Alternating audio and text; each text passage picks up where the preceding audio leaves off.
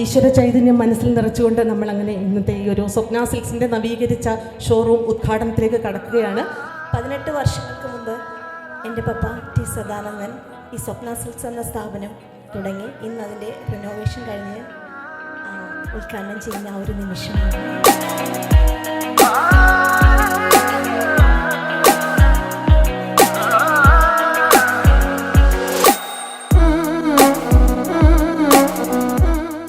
മാനവികതയുണ്ട്.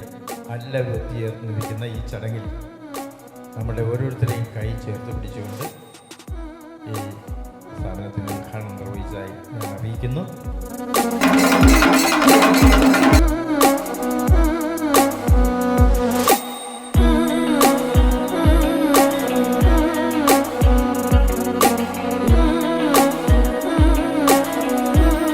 അന്ന് സ്വപ്നയായിരുന്നു, പക്ഷെ ഇന്ന് സ്വപ്നം ഒരു ബ്രാൻഡായി മാറി.